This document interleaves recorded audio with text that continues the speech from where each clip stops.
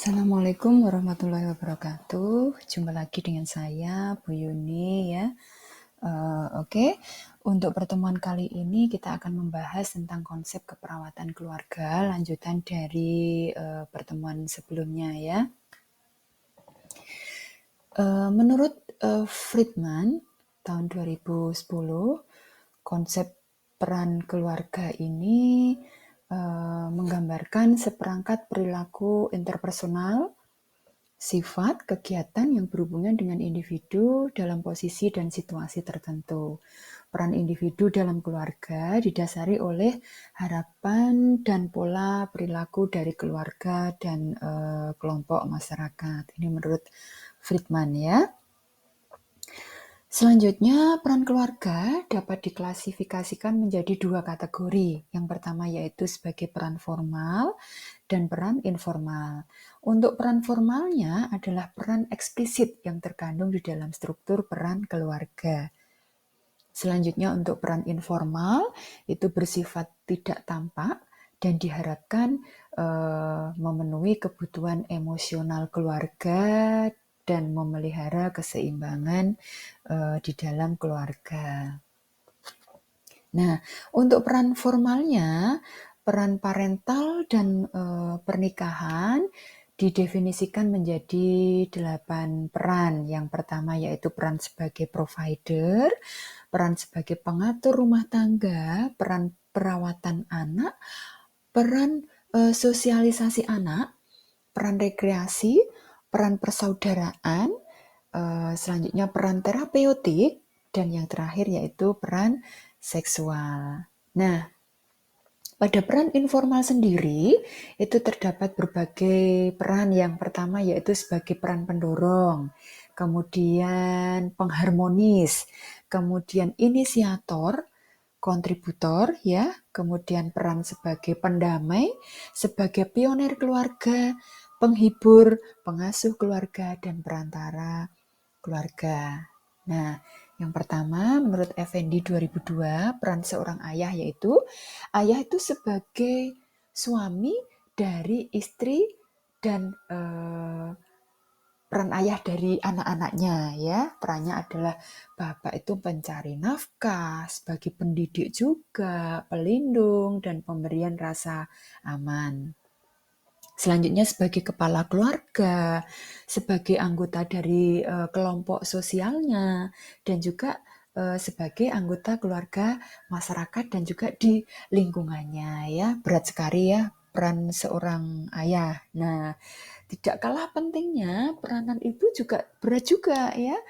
Ibu sebagai istri dari suami dan juga sebagai ibu dari anak-anaknya. Perannya yaitu mengurus rumah tangga. Yang namanya rumah tangga kan berarti semuanya diurus sama ibu, yang ngurusi anak, ngurusi suami ya. Selanjutnya sebagai pengasuh dan pendidik anak-anaknya. Tetap ya di rumah ibu itu yang mendidik anak-anaknya. Selanjutnya sebagai pelindung juga. Pelindung dan sebagai salah satu kelompok dari peranan sosialnya. Kemudian sebagai anggota masyarakat di lingkungannya, misalnya ikut kegiatan seperti PKK atau apa gitu ya. Kemudian di samping itu juga ibu dapat berperan sebagai pencari nafkah tambahan di dalam keluarganya. Nah, zaman sekarang ini kan sudah menjadi hal yang biasa ya, emansipasi wanita, jadi perempuan sudah boleh diizinkan sama suaminya untuk membantu mencari nafkah tambahan gitu ya. Nah, peran anak sendiri bagaimana?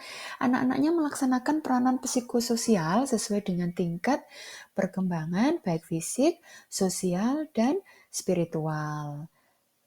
Selanjutnya yaitu model konseptual praktek keperawatan keluarga. Yang pertama adalah model lingkungan atau Nightingale.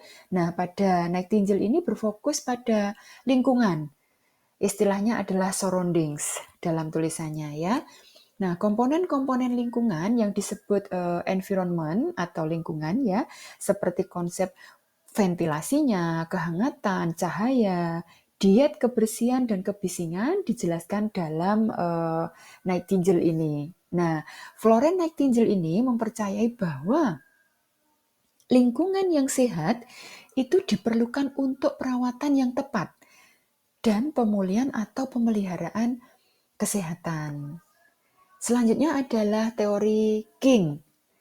Nah, teori King ini memaparkan model proses transaksi pada sistem yang saling berpengaruh. Perawat bertujuan membantu pasien yang mempertahankan kesehatannya agar dapat terus melakukan perannya. Fokus King yaitu interaksi perawat pada pasien untuk menentukan tujuannya, kemudian masalah hingga kekhawatiran pada seseorang, pada individu ya. Perawat dan pasien menentukan tujuan secara kolaborasi bersama ya, itu menurut Sirger tahun 2020. Kemudian menurut Friedman sendiri di tahun 2014 perawat menggunakan model King dalam memberikan proses asuhan keperawatan keluarga. Sistem konseptual yang dinamis yaitu sistem sosial di masyarakat, kemudian interpersonal atau kelompok, dan personal atau individu. Selanjutnya yaitu model adaptasi Roy. Menurut Roy sendiri memaparkan individu itu sebagai makhluk adaptif yang merespon terhadap adanya stimulus.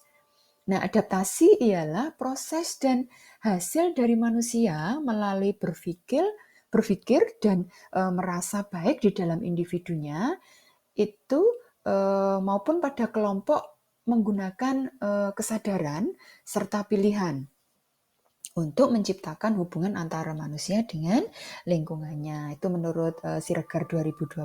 Selanjutnya menurut Friedman, Roy menjelaskan bahwa keluarga, individu, kelompok, organisasi sosial, dan komunitas menjadi analisa fokus pada praktek keperawatan. Promosi kesehatan dan bantuan manipulasi lingkungan yang diberikan pada pasien secara konsisten dengan interaksi lingkungan keluarga yang ditekankan pada teori ini.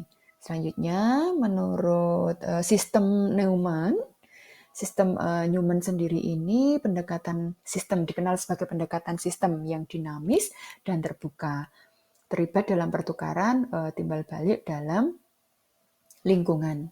Model ini mempertimbangkan berbagai variabel yang mempengaruhi pasien, yaitu baik fisiologis, psikologis, sosiokultural, tumbuh kembang, spiritual, struktur dasar, dan sumber energi. Garis ketahanan, garis pertahanan normal, garis pertahanan fleksibel, stresor, reaksi, pencegahan primer, sekunder, dan tersier. Faktor interpersonal, dan rekonstruksi. Kemudian model perawatan diri menurut Orem ya.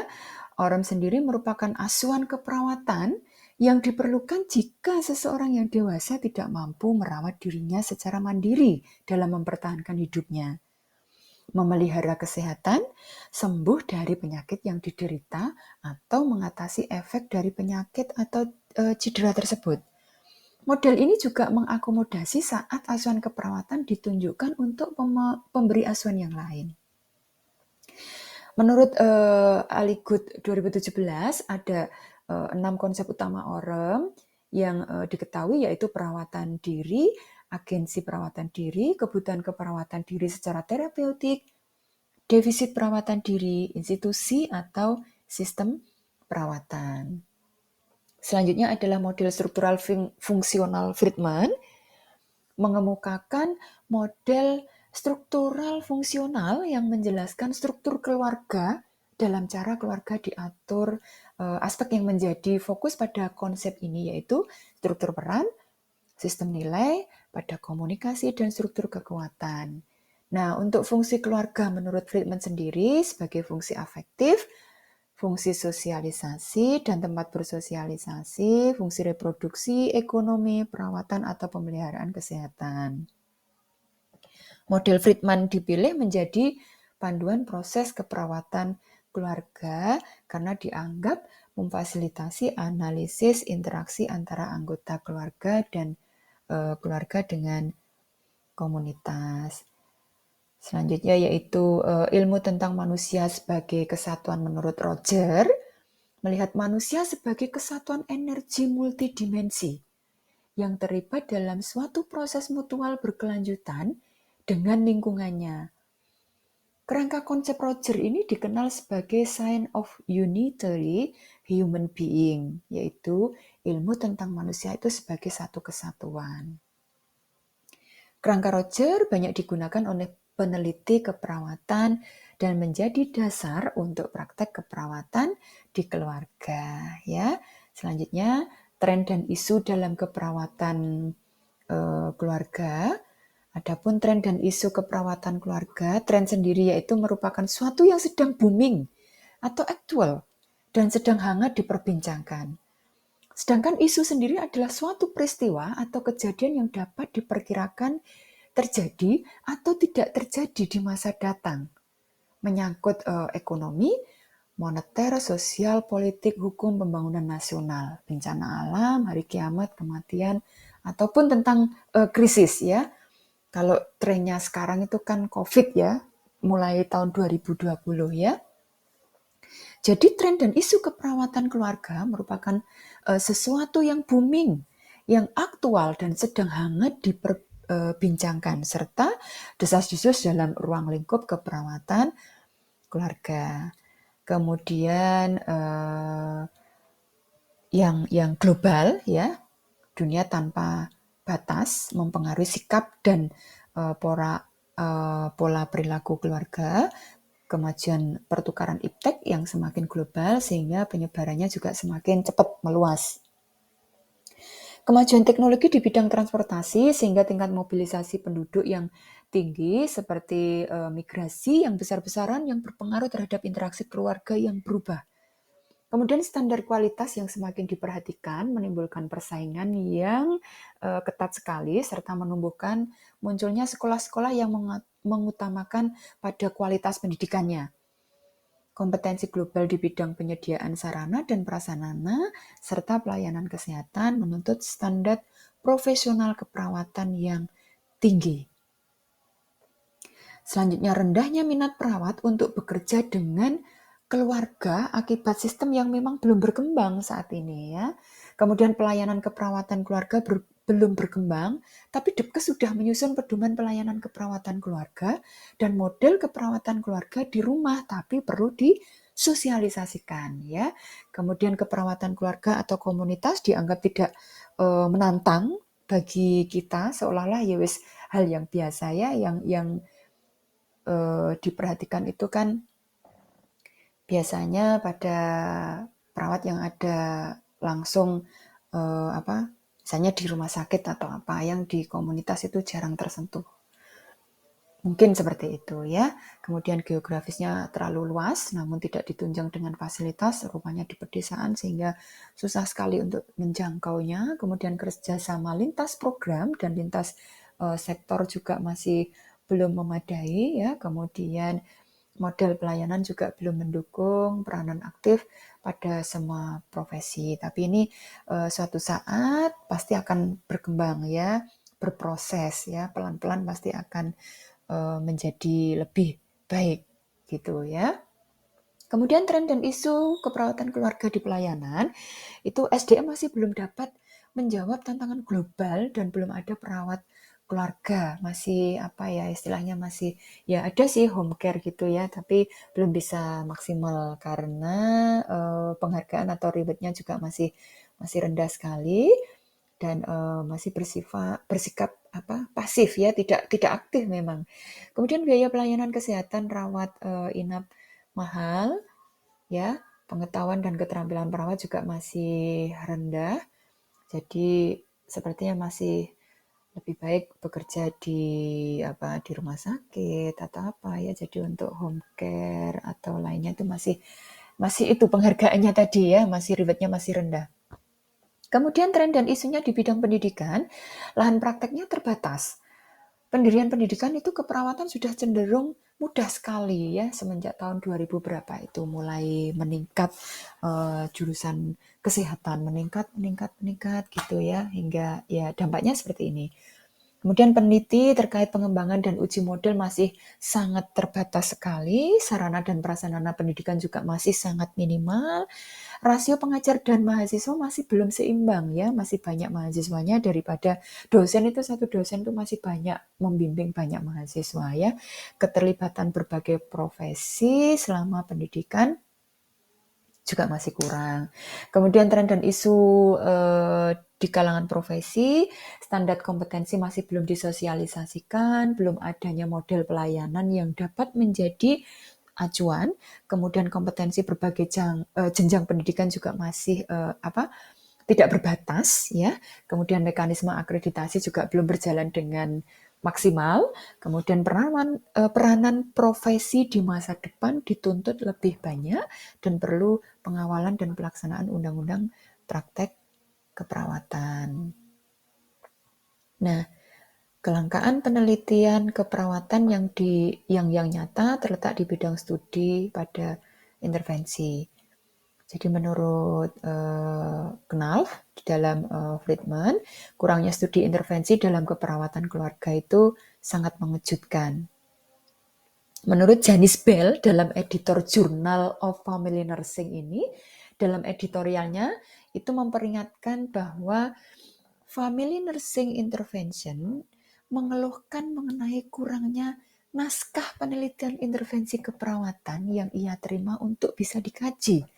Dengan tidak memadainya jumlah studi intervensi, kita mengalami kekurangan bukti ilmiah yang sangat dibutuhkan untuk mendukung efikasi strategi dan program keperawatan keluarga. Nah, selain itu, dibutuhkan juga penelitian keperawatan keluarga yang sebenarnya sebagian besar penelitian keperawatan keluarga merupakan penelitian yang terkait dengan keluarga yang berfokus pada anggota keluarga, bukan penelitian keluarga yang berfokus pada seluruh keluarga sebagai sebuah unit. Ya, selama ini kan memang jarang menyentuh di individunya ya, di pribadi masih belum bisa diperhatikan secara maksimal gitu. Nah, sekarang tugasnya adalah mencari tren dan isu keperawatan keluarga di tahun 2002. Itu ya. Nah, ini untuk proses keperawatan keluarga. Jadi menurut Potter, proses keperawatan menggunakan perawatan untuk individu dalam keluarga atau seluruh keluarga atau keluarga sebagai pasien untuk melakukan proses asuhan keluarga. Perawat dapat menggunakan pendekatan kaji semua anggota dalam konteks keluarga secara individual, kaji keluarga sebagai pasien, dan kaji keluarga sebagai sistem. Selain itu, juga penting mengkaji dukungan ekonomi baik dari anggota keluarga tersebut maupun lingkungan sosialnya. Selanjutnya, hambatan dalam keperawatan keluarga. Praktek keperawatan keluarga memiliki hambatan proses. Yang pertama yaitu keterbatasan sarana dan prasarana dari perawat. Perawat kebanyakan berorientasi pada individu dan tidak ditunjukkan kepada seluruh anggota keluarganya. Kemudian pendidikan keluarga juga masih rendah, terbatasnya sumber daya keluarga, kebiasaan yang telah lama melekat masih melekat di dalam keluarga tersebut. Nah, sosial budaya yang tidak mendukung. Selanjutnya, perspektif keperawatan keluarga sendiri. Keperawatan keluarga berdasarkan pandangan bahwa semua orang, berapapun usianya, merupakan anggota dari berbagai macam tipe bentuk keluarga. Keperawatan keluarga memiliki beberapa pendekatan menurut Potter ya di tahun 2020, yaitu yang pertama sebagai keluarga konteks, kemudian keluarga sebagai pasien, kemudian sebagai sistem. Yang pertama keluarga sebagai konteks, kesehatan dan perkembangan anggota keluarga dalam bertahan terhadap lingkungan tertentu menjadi sebuah fokus pada pendekatan ini. Pengkajian dilakukan terhadap seberapa banyak keluarga dapat memenuhi kebutuhan dasar pasien yang juga anggota keluarganya. Kebutuhan yang dipenuhi bervariasi tergantung pada tingkatan dan situasi perkembangan individu. Perawat juga perlu memperhatikan kemampuan mereka dalam pemenuhan kebutuhan psikologis pasien. Kemudian yang kedua adalah keluarga sebagai pasien, di mana fokus utama asuhan keperawatan tergantung dari perawat memandang keluarganya sebagai pasien. Proses dan hubungan keluarga seperti pola asuh keluarga, keluarga menjadi bagian yang terdepan dan anggota keluarga atau pasien berada pada konteks. Pada pengkajian keperawatan, menitikberatkan pada pola dan proses yang menetap dengan pencapaian serta pemeliharaan kesehatan individu. Masalah keluarga yang kompleks membutuhkan pendekatan yang lebih luas dan memerlukan rujukan jika memang diperlukan. Yang ketiga yaitu keluarga sebagai sistem. Jadi keluarga sebagai sebuah sistem menunjukkan bahwa keperawatan akan dilakukan pada semua anggota keluarga sebagai konteks dan unit keluarga atau keluarga sebagai pasien. Menggunakan segala sumber daya yang ada di lingkungan, sosial, dan psikologis. Keluarga sebagai sistem menggunakan dua perspektif sebelumnya, yaitu keluarga sebagai konteks dan keluarga sebagai pasien. Namun, tetap memperhatikan sumber daya keluarga yang tersedia. Keluarga juga dipandang sebagai subsistem dan sistem yang lebih besar atau komunitas. Sebagai lembaga dasar di masyarakat seperti pendidikan, kesejahteraan, atau agama. Gitu ya. Nah, terima kasih sudah mendengarkan apa yang sudah saya sampaikan. Semoga bermanfaat ya. Saya akhiri. Wassalamualaikum warahmatullahi wabarakatuh.